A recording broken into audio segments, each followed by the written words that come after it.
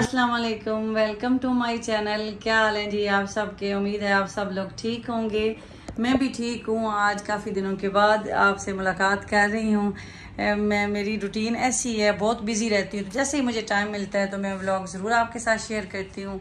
अभी भी बच्चों को स्कूल छोड़ा है तो आके फिर सो गई हूँ, क्योंकि रात को भी मैं आज 2 बजे सोई हूँ।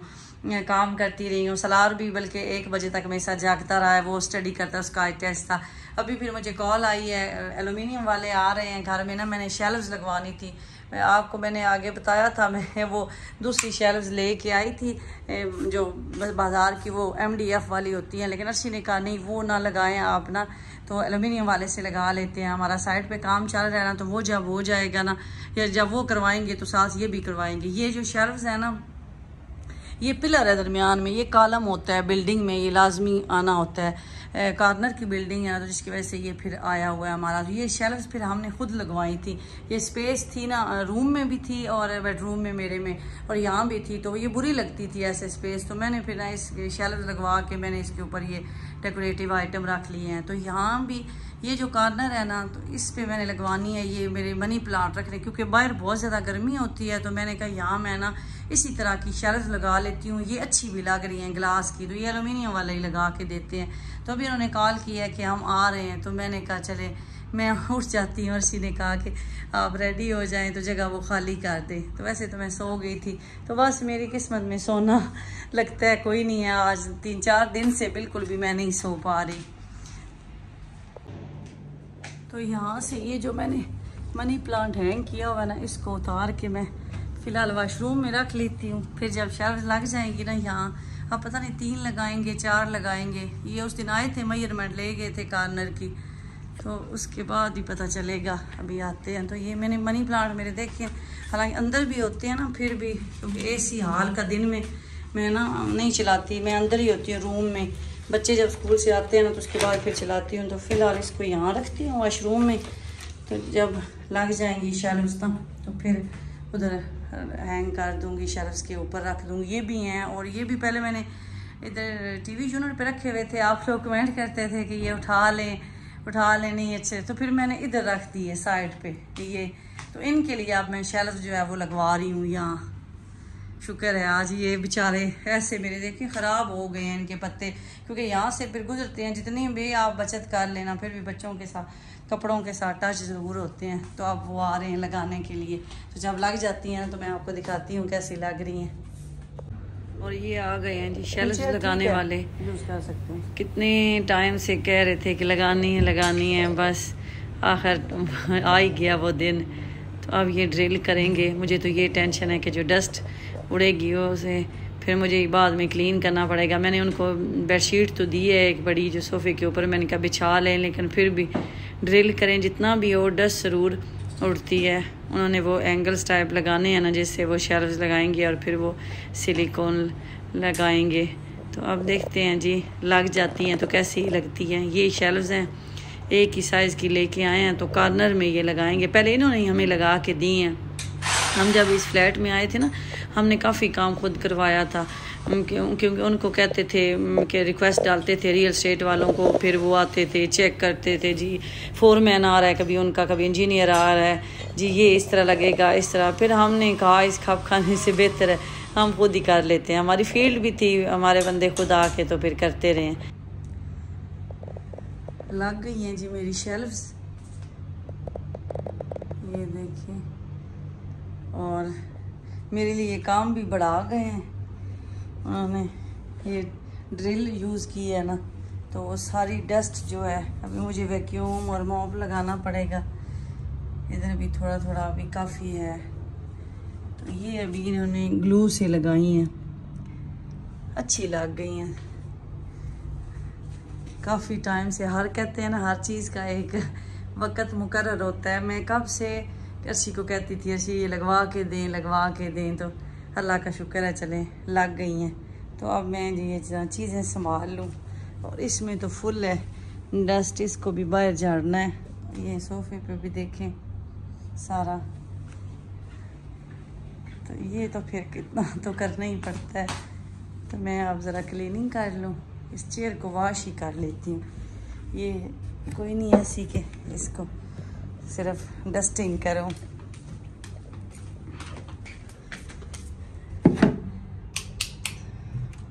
गर्मी कम हो गई है, आज कूलिंग ज़्यादा लग रही है।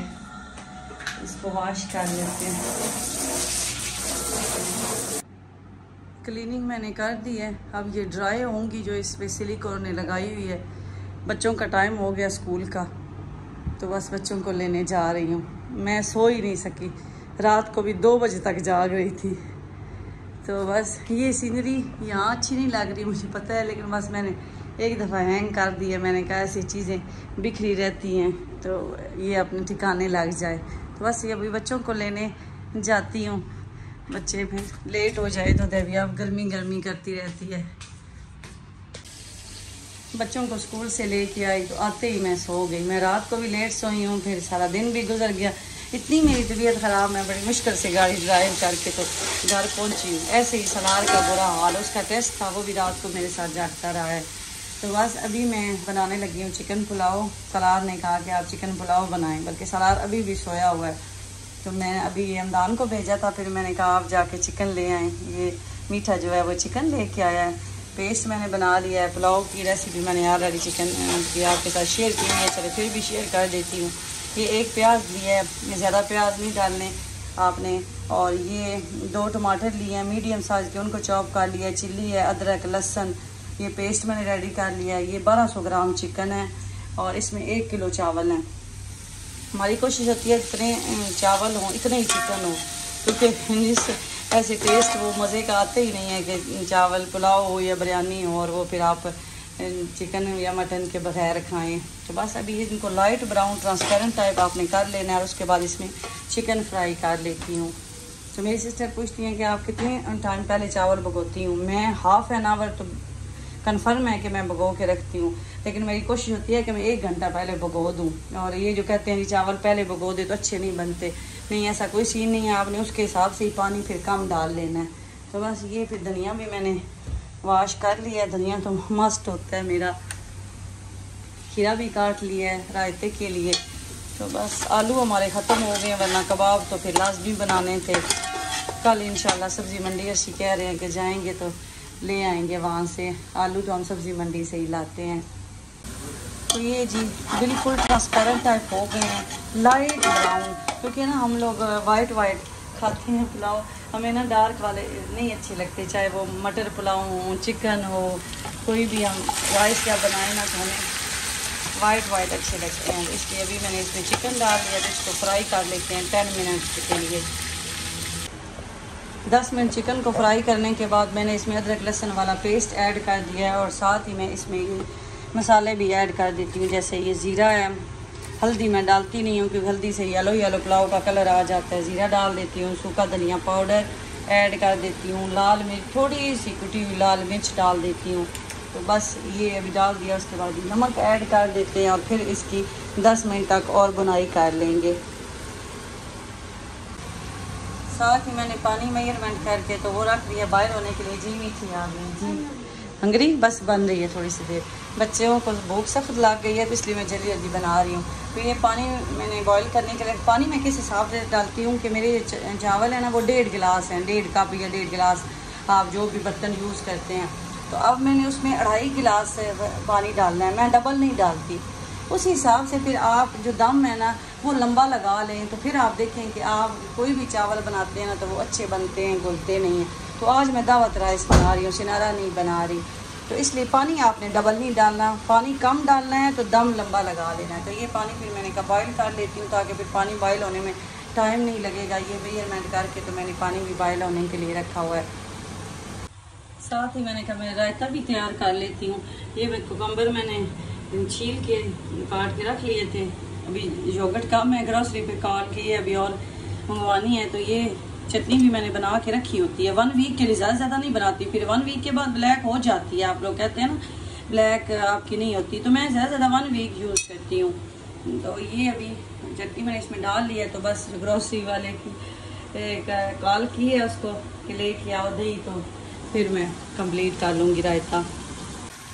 बुनाई करने के बाद ये जो पानी है मेरा ये डाल देते हैं इसमें,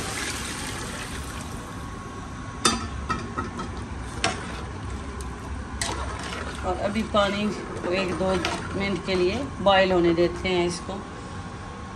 पानी हमारा हो गया जी बॉयल, तो अब हम इसमें चावल ऐड कर देंगे। पानी तो ऑलरेडी बॉयल था, बस मैंने कहा 2 मिनट तक उसको मसाले में अच्छी तरह पका लेती हूँ। तो अब इसमें ये चावल डाल देते हैं। योगर्ट आ गई है जी ग्रोसरी से। मेरी सिस्टर आई थी जब दुबई विज़िट पे, 2 दफ़ा आई थी, सबसे छोटे वाली। तो वो कहती थी कि मुझे दुबई में जो सबसे अच्छी चीज़ लगी है ना, वो दुबई की दही लगी है। कि हमारी जो पाकिस्तान की दही जितनी भी हो ना, खट्टी होती है या मतलब मिल्क का कोई ना कोई इशू बन जाता है, कभी सही वो बनती नहीं है। तो यहाँ जब भी लेना ऐसे परफेक्ट होती है ना, और टेस्ट भी उसको बड़ा पसंद आया था। और एक मोटी रोटी उसे बड़ी अच्छी लगी थी। वो आज तक याद करती है, कभी आप पिक्चर भेजें खाने की तो कहती मुझे ये आपका रायता ये नहीं भूलता। तो बस जी रायता बनाने लगी हूँ। योगर्ट और आपने डाल लेनी है, अपने हिसाब से आपने डालनी है योगर्ट जितनी, और खीरे भी आप अपने हिसाब से छोटे बड़े काट लें, क्वांटिटी भी कम ज़्यादा कर लें। तो बस इसको बीट कर लेती हूँ, थोड़ी सी दही और डाल लेती हूँ ये ऐसे। और इसमें मैं ज़्यादा चटनी नहीं डालती कि चटनी की ज़्यादा रायते में खुशबू नहीं अच्छी लगती। बस इतना 1 चम्मच डाल लेती हूँ कि दही का जो कलर है वो चेंज हो जाए और उसकी जो एक स्मेल होती है ना, वो चटनी वाली है थोड़ी थोड़ी आने लग जाए। इसको बीट करके बाउल में निकाल लूँगी और फिर इसमें ये खीरा ऐड कर देती हूँ। तो ये इजी सरस है रायता, और इसमें मैं और कोई चीज़ नहीं ऐड करती, ना प्याज ना टमाटर, अच्छा नहीं लगता हमें। पानी खुश्क हो गया है और धनिया मैंने डाल दिया। मेरी सिस्टर कहती है आपका धनिया ग्रीन ग्रीन रहता है, ब्लैक नहीं होता। मैं धनिया हाफ डाल लेती हूँ दम में, और फिर उसके बाद जब दम खोलती हूँ ना, फिर भी मैं धनिया ऐड करती हूँ। दम में धनिया फुल तो ब्लैक नहीं होता मेरा, क्योंकि मैं पानी में नहीं डालती। जैसे चावल अभी दम लगाना है तो इसी टाइम मैंने धनिया डाला है तो दम लगा दिया, फिर दम ओपन करूँगी, फिर ये देखें ये मैंने रखा हुआ है सारा नहीं ऐड किया, तो फिर मैं धनिया डालती हूँ, उसकी भी अच्छी खुशबू आती रहती है फिर। तो आप दम लगा लेते हैं जी। पुलाव हो गया जी रेडी, और देखें दावत राइस कैसे खिले खिले बनते हैं। दम मैंने लंबा लगाया है, ये स्टीम मोबाइल के आगे एक तो आ जाती है ना, कब बड़े उलझन होती है मुझे। ये देखें, और मीठी जो है ये खड़ी है वेटिंग में। अब चले मैं लेके आती हूँ। मीठा भी खड़ा है मेरे पास दोनों। तो अभी जी मैं ऐसे डिश आउट कर लेती हूँ पुलाव को। धनिया मुझे और दें थोड़ा। ये देखिए खाना लग गया है जी, और सरार भी पुलाव की खुशबू से उठ गया। तो ये देखें पुलाव, अब ये पुलाव की खुशबू से ही आप उठे हैं ना। और मीठी कैसा बना है? भी मैं भी जी खाना खाने लगी है, मुझे भी सख्त भूख लगी हुई है। चला रायता इधर रखें। कबाब नहीं बनाए आज के, हमारे आलू मैंने आपको बताया ख़त्म हुए हैं, कल इंशाल्लाह आ जाएंगे, वरना पुलाव के साथ तो ज़रूर ही आलू और चिकन के कबाब बनते हैं। अल्हम्दुलिल्लाह जी खाना खा लिया, बड़े मज़े का पुलाव बना होता। कबाब को बहुत ज़्यादा मिस किया। अभी सोने से पहले बर्तन डिश वाशर में लगा दूँगी। अभी मैं नमाज़ पढ़ लेती हूँ और टेबल भी क्लीन करना है। मिस्टर ब्राइट आ जाओ जी, टेबल क्लीन कर लूँ।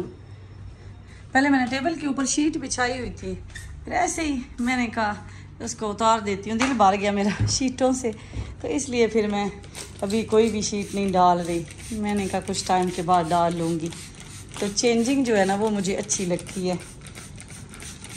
तो ये मैं जी क्लीन कर लूँ टेबल। 10 बज गए, बच्चों को सुला दिया है। तो मुझे याद आया है कि बच्चे ट्विस्टर लेके जाते हैं और लंच में उदयविया क्रॉसन आजकल लेके जा रही है, वो है ही नहीं, तो लुलू चलती हूँ। तो बस अभी मैं निकल रही हूँ, 10 बज गए हैं और मैंने अंसारी एक्सचेंज तक भी जाना है। तो हमारी आजकल पार्किंग का बड़ा मसला बना हुआ है, पार्किंग हमें मिलती नहीं, तो इसलिए फिर मैं अभी निकली हूँ ना, ताकि 10 बजे के बाद आऊँगी तो पेड पार्किंग फ्री हो जाएगी, फिर इसमें गाड़ी लगा लूँगी। तो आ जाएं जी हम मेरे साथ, लुलू चले।